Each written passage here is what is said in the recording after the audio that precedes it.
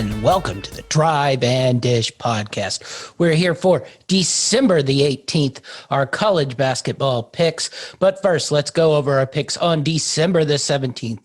Our man Dynamite David had a 2-2 overall day with wins with Kansas +4 and Loyola Marymount -4. He had losses with St. Joseph's outright money line, who lost to Drexel, and Marquette -4, who lost to Seton Hall. So 2-2, that puts him at 8-7 overall. Me, on the other hand, went 1-2 over my three picks. I had Seton Hall Marquette on the over. That went under the 145.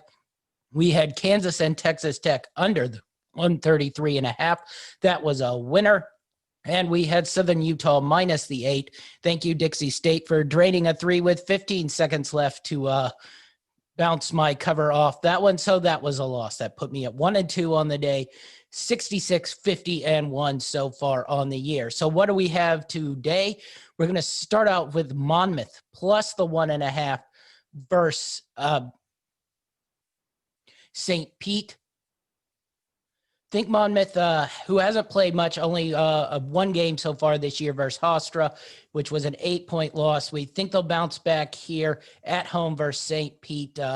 St. Pete, who's played a number of games, 4-2 on the year, losses to St. John and Maryland, and have pretty much beat up the other New York State schools. Wins over LaSalle, Stony Brook, and 2 over Niagara. But we think Monmouth is a better team here, so them getting 1.5 points, we like Monmouth here. Next up, we're going with Richmond, minus 2.5 versus Loyola Chicago. Really like Richmond here. Their only bad game was a loss to West Virginia. We think they're a better team than Loyola Chicago. Loyola Chicago, a very good team, probably the favorites to win the Missouri Valley. But we think definitely Richmond's a class above Loyola Chicago here. Richmond has had wins over Morehead State, Kentucky, Wofford, Northern Iowa, and Vanderbilt, all really good wins. And we think they're just a little bit of a class above Loyola Chicago, which has wins over Lewis, Chicago State, and Illinois Chicago. Really weak schedule. And then they got beat by 13 to Wisconsin. So we think that definitely Richmond is a little bit above their class. So with such a low line at minus 2.5, even if it is on the road, we like that. We have the Davidson Rhode Island game. We like the over in that game, over 140. Both teams really good at offense. We think they'll be able to handle the high scoring affair and go over that 140 mark. Davidson highly efficient, the 36th ranked efficiency offense according to KenPom. They do play a bit of a slower pace, but if they're scoring points at that slow pace, they definitely will be able to hit this over. Mixed with Rhode Island, who has the 82nd efficiency offense, but they play at a little bit higher pace, and defensively they're only in the 70s. So we think that game could be played into the 70s, and we like that over there. Next up, we have College of Charleston -3 versus Western Carolina.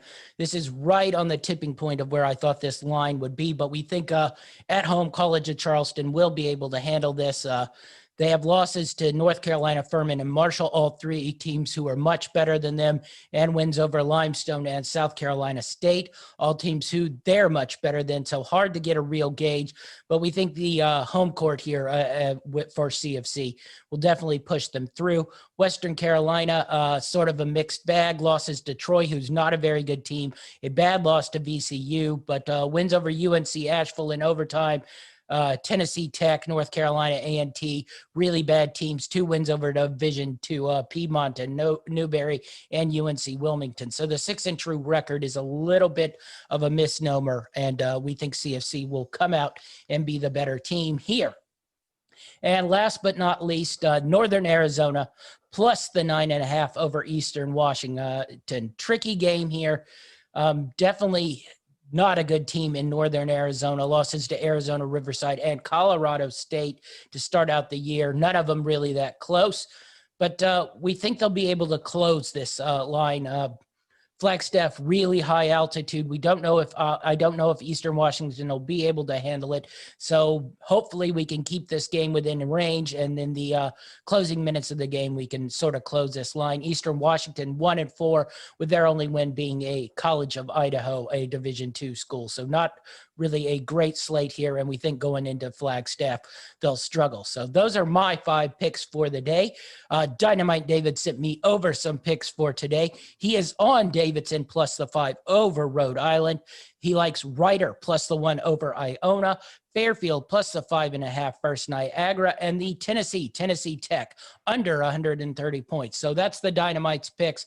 We'll see if he can have another hot day. He's been pretty hot this week. Be sure to follow all our podcasts on greenlightnetwork.org. You can also like and follow our Facebook page at Greenlight Network. And we have a couple podcasts dropping in the next couple days. Our Know It All podcast will be out later tonight. We'll have a review of the movie Prom. We also have a TV review with Dr. M. Sage on the show The Undoing. That'll be really good show. Be sure to download and subscribe to that show. That's our show, and we're out.